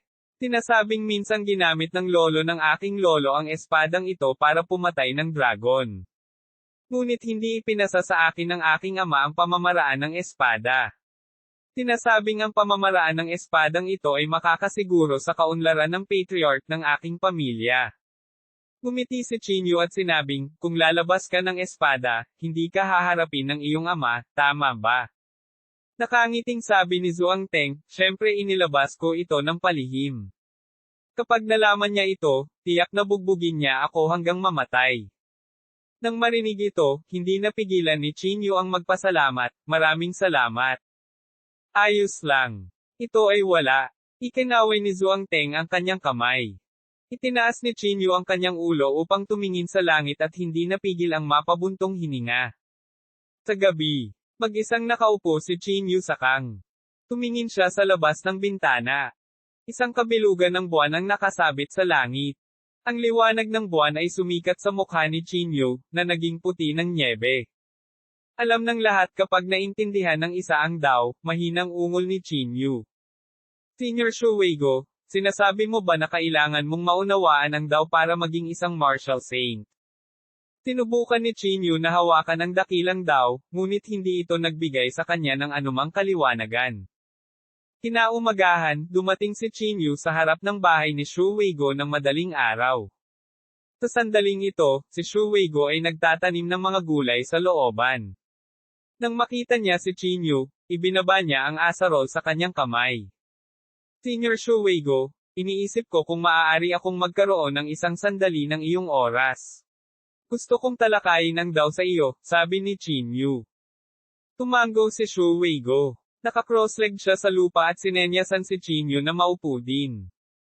Hindi na nagsalita pa si Chinyu at agad na umupo sa usapan ni Shu Weigo.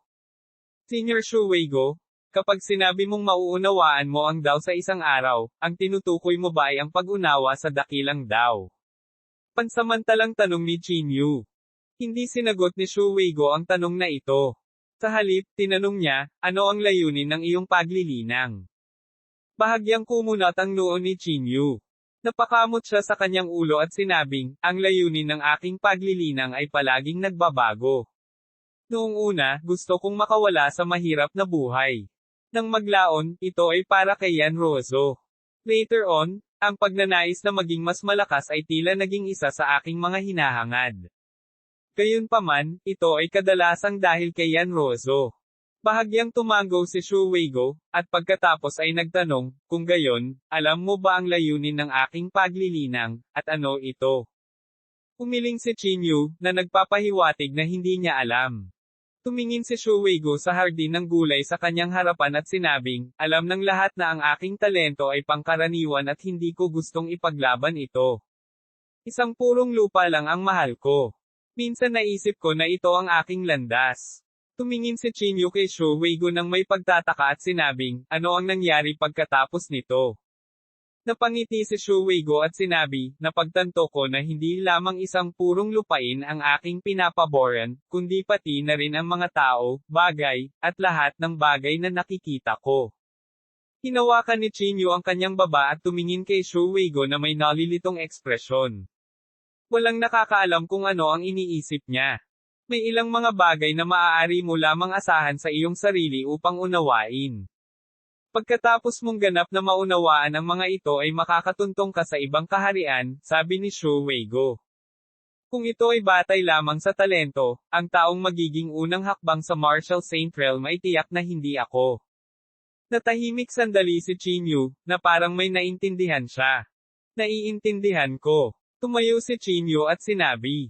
Tumingin si Shu Weigo kay Chinyu, na parang may gusto siyang malaman. Nagpatuloy si Chinyu, ang daw na iyong nilinang ay dakilang pag-ibig, at hindi isang malayong sulok. Umaasa ka sa pagsusumikap at pagsusumikap upang makapasok sa Martial Marquee Realm, ngunit hindi ka umasa sa hirap at hirap sa pagtatrabaho sa Martial Saint Realm. Ang tunay na nagpahintulot sa iyo na pumasok sa Martial Saint Realm ay ang maunawaan ang daw ng dakilang pag-ibig. Tinanggo ni Shu Weigo ang kanyang ulo bilang pagsang-ayon. Dahan-dahan siyang tumayo at muling kinuha ang asarol. Chinyu? Walang magagawa sa magdamag. Kung hindi, ang makukuha mo sa huli ay palaging wala. Sabi ni Shu Weigo habang inaararo niya ang lupa. Bahagyang yumuko si Chinyu kay Shu Weigo at sinabing, salamat, naiintindihan ko. Ang bawat isa ay may kanya-kanyang landas ng paglilinang. Kung ang isang tao ay nais na maging isang martial saint, dapat silang makahanap ng kanilang sariling landas. Minsan, matagal na ang nakalipas, nagkaroon si Qin Yu ng gayong epiphany. Gayunpaman, sa oras na iyon, hindi niya ito isinasapuso. Ngayon, pagkatapos ng paalala ni Xu Weigo, sa wakas ay naunawaan na ni Qin Yu. Aking sariling daw, ang landas na ito, paano ko ito hahanapin? Bahagyang napabuntong hininga si Qin Yu. Maliban kay Yan Ruozo, hindi alam ni Qin Yu kung ano pa ang gusto niya. Gayunpaman, batay sa emosyon lamang, imposibleng ito ay maging kanyang dakilang daw ng paglilinang. Marahil naiintindihan din ni Senior Jiang ang prinsipyong ito, kaya umalis siya sa Mystic Realm, naisip ni Qin Yu sa kanyang sarili. Pagkatapos, tumalikod si Qin Yu at bumalik sa kanyang sariling tirahan. Naupo siya sa kanyang silid, naghahanap ng sariling landas. Ang iba ay nag-uusap din ng mga kontra sa bundok. Ang Nine Pinnacles Mountain ay parang purong lupain, isang tirahan na nagpoprotekta sa lahat. Ngunit sa oras na ito, si Gu Xinghe at ang iba pang mga lihim na kaharian ay naghahanda upang salakayin ang siyam na tuktok ng bundok. Sa reception hall ng Jingdu Martial Arts Association, dumating na ang mga tao mula sa mga Sacred Realms. Inilibot ni Gu Xinghe ang kanyang tingin sa karamihan at malamig na sinabi, si Qin Yu, Kung Yun, at ang iba pa ay kumidnap sa mga bilanggo ng Jingdu Martial Arts Association. Ito ay isang malaking pagtataksil, at ito ay galit ng tao at ng Diyos. Upang maprotektahan ang mga lehitimong karapatan at interes ng Jingdu Martial Arts Association, kailangan nating gumawa ng mga hakbang laban sa kanila. Bago ito, ang Asosasyon ng Martial Arts ng Jingdo ay hindi nakahanap ng dahilan para kumilos laban kay Zhuang Teng at sa iba pa. Ngunit ngayon, ang kanilang mga aksyon ay nagbigay kay Gu Xinghe ng tamang dahilan, isang dahilan na walang sino man ang makakahanap ng kasalanan. Nahanap na namin ang kanilang lokasyon. Nakatipon silang lahat sa siyam na Pinnacles Mountain, patuloy ni Gu Xinghe. Nine Pinnacles Mountain ang tirahan ni Xu Weigo. Kung gusto niyang protektahan si Qin Yu at ang iba pang mga bilanggo, maaari lang natin siyang patayin. Tama. Kung pinoprotektahan niya ang mga bilanggo, siya rin ay isang bilanggo. Sabi ng isang tao. Alam nilang lahat na ang mga salitang ito ay dahilan lamang para atakehin. Dahan daw ang tumayo si Gu Xinghe at malamig na sinabi, lahat, sundan mo ako sa siyam na Pinnacles Mountain. Sa pagkakataong ito, gusto kong maparusahan ang lahat ng bilanggo. Okay. Sabay-sabay ding tumayo ang lahat sa Secret Realm. Kabanata 959, lumalaban sa 8 Martial Saints. Sa panahong ito, ang ilan pang Martial Saint ay lumabas mula sa lihim na kaharian. Kasama ang mga orihinal na Martial Saints, mayroon ng 9 na Martial Saints. Sa pag-atake ng siyam na Martial Saints, kahit na si Xu Weigo ay may mahusay na kakayahan, hindi siya makakalaban. Ang grupo ng mga tao ay nagdala ng mga espiritual na artifact mula sa lihim na kaharian at nagmadali patungo sa siyam na Pinnacles Mountain. Ang siyam na Pinnacles Mountain ay mapayapa. Sinusubukan pa rin ni Qin Yu na alamin ang sarili niyang mga diskarte sa Dao. Ito ang susi sa pagiging isang Martial Saint, at ang tanging paraan upang maging isa. Sa sandaling ito, biglang bumukas ang bahagyang nakapikit na mga mata ni Qin Yu. Bahagyang kumunat ang noo ni Qin Yu. For some reason, biglang tumalon ang puso niya. Isang labis na hindi mapakali na pakiramdam ang bumalot sa kanyang puso. Sa sandaling ito, biglang naramdaman ni Qin Yu ang mga bakas ng panloob na chi na papalapit sa siyam na tuktok ng bundok. Hindi lang si Qin Yu, ngunit maraming tao din ang nakadama nitong panloob na chi. May darating, sabi ni Yao Meng sa mahinang boses. Naramdaman ko rin. Biglang nanlamig ang mukha ni Kung Yun. Sa wakas ay gagawa na sila ng hakbang. Huminga ng malalim si Chiang Mang, puno ng fighting spirit. Samantala, inilapag din ni Xu Weigo, na nag-aararo ng lupa, ang asarol sa kanyang kamay. Bahagya siyang napabuntong hininga at tumingin sa malayo habang bumubulong sa mahinang boses, darating ang dapat dumating. Mabilis na lumabas ng silid si Qin Yu nang may malalaking hakbang. Inilibot niya ang kanyang tingin sa mga tao at sumigaw, magtago kayong lahat. Magtago ka. Saan ka nagtatago? Dahil nandito sila, labanan natin ito sa kanila. Malakas na sigaw ni Chang Mang. Gayunpaman, sinabi ni Qin Yu na may malamig na mukha, ang magpapasya sa kahihinatnan ay ang Martial Saint. Lahat kayo ay walang kapangyarihan sa harap ng Martial Saint. Tama si Qin Yu. Sa sandaling ito, dahan-dahan ding lumakad si Shu Weigo. Lahat, magtago ka agad sa bahay, tahimik na sabi ni Shu Weigo. Nagmamadaling sumigaw si Qin Yu, bilasan mo at magtago. Nagnganga ang lahat ng ngipin. Kahit ayaw nila, pumasok pa rin sila sa bahay. Dapat ka ring pumunta. Sa sandaling ito, tumingin si Shu Weigo kay Qin Yu. Mabilis na umiling si Qin Yu at sinabing, Senior, kung kaya kong pigilan ang isang Martial Saint, kahit papaano ay maaari kong ibahagi ang pressure sa iyo. Hindi na kailangan.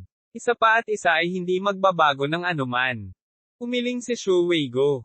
Ibinuka ni Qin Yu ang kanyang bibig at may gustong sabihin, ngunit naputol siya ng pag-wave ng kamay ni Shu Weigo. Ito ang aking daw teknik at ang dahilan ng aking pag-iral. Go! Tahimik na sabi ni Shu Weigo. Natigilan si Qin Yu. Kinagat niya ang kanyang mga ngipin at ikinulong ang kanyang mga kamay, Senior, please take care of yourself. Pagkatapos, mabilis na nagtago si Qin Yu sa silid. Lahat ay nagtatago sa silid na ito, ngunit ang kanilang mga mata ay nakatingin sa labas ng bintana. Magiging maayos si Senior Shu Weigo, tama ba? Sabi ni Zhuang Teng na nakakunot ang noo. Walang sinabi si Qin Yu. Bagamat ayaw niyang aminin, hindi magiging madali ang pakikipaglaban sa napakaraming Martial Saints. Sana maayos ang lahat, napabuntong hininga si Qin Yu sa mahinang boses. Sa paanan ng siyam na tugatog ng bundok. Pinangunahan ni Gu Xinghe ang siyam na Martial Saints at umakyat sa bundok. Bawat hakbang nila ay tila tumatama sa puso ng lahat. Ito ay lubhang mabigat. Young Master Gu. Sa sandaling ito, biglang ibinuka ni Jai Xing ang kanyang bibig na parang may gustong sabihin. Gayunpaman, malamig na sinabi ni Gu Xinghe, Tito Jai Xing, kung kinikilala mo pa rin ang aking ama, huwag magsabi ng anuman. Nang makita ito, bahagyang napabuntong hininga si Jai Xing at walang sinabi. Sa lalong madaling panahon, lumitaw si Gu Xinghe sa tuktok ng bundok. Lumipat ang kanyang tingin sa buong bundok, at sa wakas ay dumapo kay Shu Weigo. Bahagyang nakapikit ang mga mata ni Shu Weigo, at ang kanyang ekspresyon ay walang pakialam. Mukha pa rin siyang immortal. Gumisi si Gu Xinghe at dumiretso sa Shu Weigo. Sinabing, Shu Weigo, ninakawan nila ang JINGDU Martial Arts Association. Isa itong malaking krimen. Dapat mong maunawaan, tama. Bahagyang ipinikit ni Shu Weigo ang kanyang mga mata at hindi nagsalita. Nagpatuloy si Gu Xinghe, kung matino ka, ibigay mo sila. Nanatiling tahimik si Shu Weigo. Bahagyang ngumuso si Gu Xinghe, dapat mong malaman kung anong krimen ang pagprotekta sa isang kriminal, di ba? Nang marinig ito, sa wakas ay nagsalita si Shu Weigo. Tumingin siya kay Gu Xinghe at sinabing, may karapatan pa ba ang JINGDU Martial Arts Association na hatulan ang mga tao? Hinaikit ni Gu Xinghe ang kanyang mga mata at nginisyan, so, hindi mo siya ibibigay. May ilang bagay na hindi mo na kailangang malaman. Umiling si Shu Weigo. Okay. Mukhang nasiyahan si Gu Xinghe sa sagot na ito. Sumandal siya sa tenga ni Shu Weigo at bumulong, natatakot talaga ako na ibigay mo siya dahil wala akong dahilan para patayin ka. Pagkatapos niyang sabihin ito, umatras ng ilang hakbang si Gu Xinghe. Malamig niyang tiningnan si Shu Weigo at sinabing, si Shu Weigo ay nagkukubli ng mga kriminal at may kasalanan siya tulad ng mga kriminal. Lahat, makinig at ibalik siya.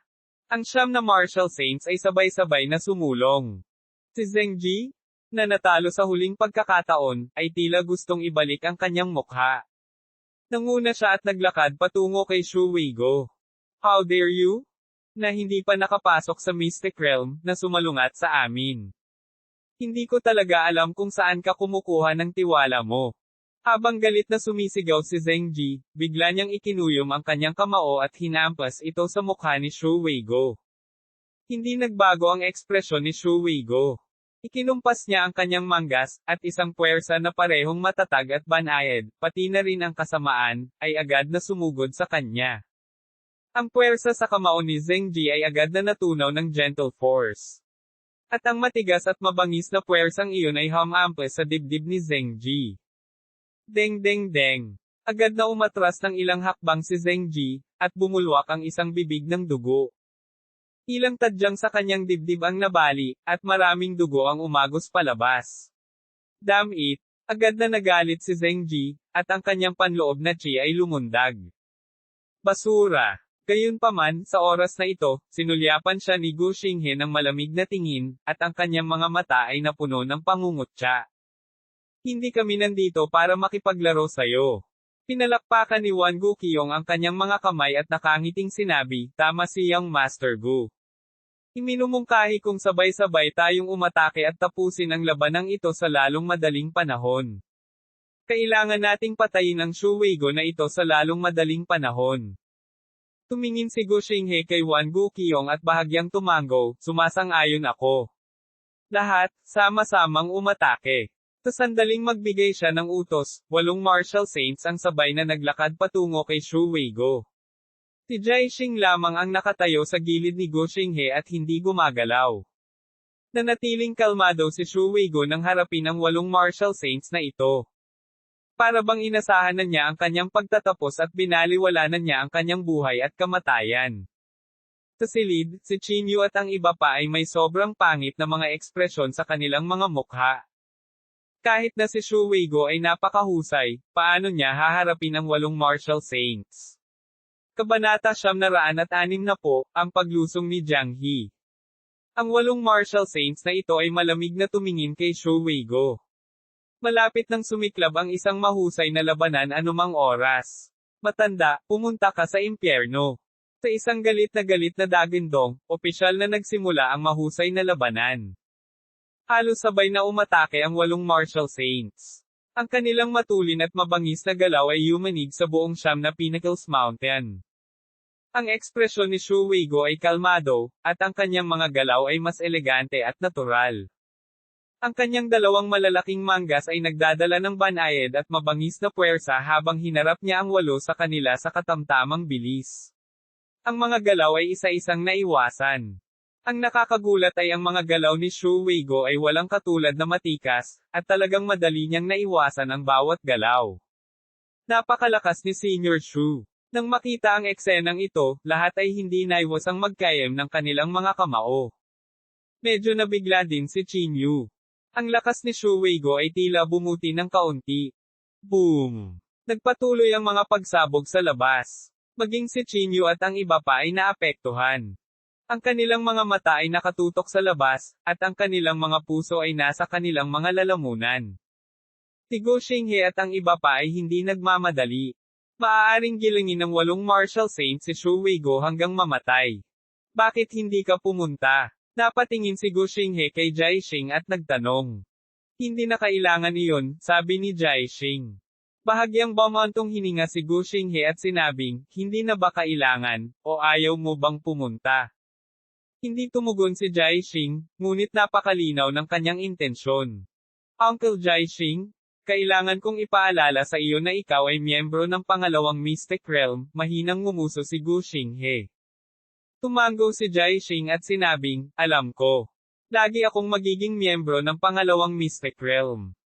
Boom! Sa sandaling ito, ikinaway ni Shu Weigo ang kanyang palad at sinampal pabalik ang isang martial saint. Mayroon kang kakayahan. Ito ay nagpatawa ng malamig sa maraming martial saints. Malinaw na ang lakas ni Shu Weigo ay mas malakas kaysa sa inaakala nila. Sa silid, sumimangot si Qin Yu. Sa pamamagitan ng maikling palitan na ito, tinamaan na ni Qin Yu ang kalamangan at kahinaan ni Shu Weigo. Ang bentahe niya ay kaya pa niyang harapin ang maraming tao ng mahinahon at madali. Gayunpaman, ang kanyang kawalan ay napakalinaw din. Marahil ay dahil sa cultivation path ni Shu Weigo kaya ang kanyang mga galaw ay walang anumang nakamamatay na kakayahan. Sa katunayan, hindi niya kayang masaktan ang kanyang kalaban sa maikling panahon. Kung magpapatuloy ito, hindi magtatagal ay mahuhulog si Shu Weigo sa isang hindi magandang posisyon. Mukhang hindi ginamit ng 8 martial saints ang kanilang buong lakas. Pulong ni Qin Yu sa mahinang boses. Si Yao Meng, na nasa gilid, ay tumango din at nagsabi, bukod kay Zheng Ji, ang iba ay tila sinusubok ang pundasyon ni Senior Shu. Ang pagharap sa 8 martial saints sa ganoong sukat ay hindi na masama. Napabuntong hininga si Qin Yu. Habang nagkukwentuhan pa lang silang dalawa, umikot na ang malaking labanan sa labas. Ang panloob na chi ng mga martial saints na ito ay sumabog sa sukdulan sa parehong oras, at ang kanilang mga diskarte ay naging mas mabangis din. Ang bawat pag-atake nila ay nakatutok sa mga vital point ni Shu Weigo. Dong! Sa loob lamang ng ilang minuto, nakatanggap na si Shu Weigo ng suntok sa kanyang dibdib. Ang suntok na ito ay direktang tumusok sa dibdib ni Shu Weigo, at ang sariwang dugo ay bumulwak na parang fountain. Tumayo si Shu Weigo mula sa lupa at muling lumapit upang tanggapin ang suntok. Gayunpaman, habang nagpapatuloy ang labanan, ang mga kapintasan ni Shu Weigo ay lalong lumaki, at ang mga sugat sa kanyang katawan ay lalong naging halata. Bang! Isa pang hampas ng palad ang tumama sa dibdib ni Shu Weigo. Agad na lumipad ang kanyang katawan, at bumulwak ang sariwang dugo mula sa kanyang bibig. Senior Shu. Agad na nagsikip ang mga mag-aaral ni Qin Yu nang makita ito. Naikuyom niya ang kanyang mga kamao, at puno ng pag-aalala ang kanyang mukha. Sinubukan ni Shu Weigo na bumangon mula sa lupa. Gayunpaman, sa sandaling tumayo siya, isang palad ang bumaba mula sa langit at muling hinampas siya sa lupa. Bumulwak ang sariwang dugo mula sa bibig ni Shu Weigo. Ang sariwang dugo ay ganap na tinina ng pula ang kanyang puting damit. Maraming martial saints ang tumingin kay Shu Weigo na may mapaglarong ekspresyon. Dahil sa mapanuksong ngiti sa kanilang mga mukha, mas naging malupit at trahedya ang eksenang ito. I have to say, you do have some strength. Sayang naman at masyadong malumanay ang mga pamamaraan mo. Komento ng isang martial saint. Ikaw ay tunay na isang mabait na tao. Paano mo mapatay ang isang kaaway sa mga ganitong paraan? Nanunuya din ang isang martial saint sa tabi niya. Shu Weigo, ikaw din ay itinuturing na isang talento. Bakit hindi mo kami sundan? Marahil, ito ay magdadala sa iyo ng pangalawang tagsibol. Sa harap ng mga salita ng lahat, hindi umimik si Shu Weigo. Muli siyang tumayo mula sa lupa. Boom! Isang sinag ng liwanag ang tumago sa kanyang tiyan. Whoosh! Isa pang sinag ng liwanag ang tumago sa mga binti ni Shu Weigo. Bumagsak si Shu Weigo sa lupa na may bang tunog. Tuloy-tuloy ang paglabas niya ng dugo sa kanyang bibig. Gayunpaman, si Shu Weigo ay nahihirapan pa ring tumayo at naglakad patungo sa mga martial saints na ito. Si Jai Xing, na nasa hindi kalayuan, ay tila hindi nakayanan. Ibinaling niya ang kanyang ulo sa gilid at hindi na makayanang manood pa. Stubborn ka talaga. Tumikim ang isang martial saint. Gusto kong makita kung ilang beses ka kayang tumayo. Isang sinag ng liwanag ang bumaba mula sa langit at muling hinampas si Shu Weigo sa lupa. Gayunpaman, muling tumayo si Shu Weigo. Minsan, 2 beses, 3 beses. Hindi mabilang na beses, nahulog si Shu Weigo, bumangon, at nahulog muli. Senior Shu. Sa silid, ang mga mata ng lahat ay hindi napigil ang maluha. Sa pagtingin sa kalunos-lunos na Shu Weigo, naantig ang lahat. Lalong natulala si Qin Yu. Kinagat niya ang kanyang mga ngipin at lumingon kay Zhuang Teng. Ibigay mo sa akin ang iyong espada. Kinagat ni Qin Yu ang kanyang mga ngipin at sinabi. Anong ginagawa mo? Sumimangot si Yao Meng. Kinagat ni Qin Yu ang kanyang mga ngipin at sinabing, hindi ko kayang panoorin ang Senior Shu Weigo na mamatay sa harap ko. Qin Yu, mas mabuting huminahon ka. Gayunpaman, umiling si Yao Meng. Itinuro niya si Jai Xing na nasa tabi ni Gu Xinghe at sinabing, hindi pa nakakagalaw si Jai Xing. Kung sasama ka sa kanya, tiyak na gagawin din ni Jai Xing ang kanyang hakbang. Natatakot akong mas malala pa ang kahihinatnan. Kung gayon, ano ang dapat nating gawin? Uupo na lang ba tayo at maghihintay sa kamatayan? Sigaw ni Kung Yon. Kung namatay si Senior Shu Weigo, paano tayo mabubuhay mag-isa? Ibinuka ni Yao Meng ang kanyang bibig, ngunit saglit, wala siyang masabi. Muling bumagsak si Shu Weigo sa lupa at muling tumayo. Sa kabuuan ay 18 beses. Kahit sinong makakita ng ganoong eksena ay hindi napigil ang maluha. Sa bawat pagtayo niya ay pilit niyang nilapitan ang mga ito. Ang kanyang matigas na ugali ay nagpakilo sa mga tao. Nagbago ang ekspresyon ni Chinyu. May nahulaan siyang bigla. Senior Shuweigo, gusto niyang sirain ang sarili. Malaking pagbabago ang ekspresyon ni Chinyu. Ito ba ang dahilan kung bakit sinubukan ni Shuweigo na mapalapit sa kanila? Sa labas ng pinto, isang martial saint ang nagsabi na may malamig na ngiti, Shuweigo, napakagaling mo na para magawa ito. Oo, hindi ko kayang makita kang hirap na hirap. Papuntahin mo siya. Sa ganitong paraan, at least mas mababa ang paghihirap niya. Si Wan Guqiong, na nasa hindi kalayuan, ay nanunuya at sinabing, hindi na masama para sa isang taong hindi pa nakatuntong sa lihim na teritoryo na magkaroon ng ganoong mga kasanayan. Sana ay maaari kang muling magkatawang tao sa isang lihim na teritoryong aristokratikong pamilya sa iyong susunod na buhay. Hindi masama, upang maging kapantay ng martial saint sa aming lihim na teritoryo, talagang karapat-dapat kang papuri. Habang ang lahat ay lihim na nagtatanim ng layuning pumatay, bigla nilang naramdaman ang isang panloob na chi na papalapit mula sa hindi kalayuan. Ang martial saint ba sa Secret Realm ay nakahihigit sa iba? Isang boses ang pumasok sa tenga ng lahat. Itinaas nila ang kanilang mga ulo at nakita ang isang lalaki na naglalakad. Senior Jiang He. Nang makita siya, si Chinyu ay agad na nagulat at natuwa.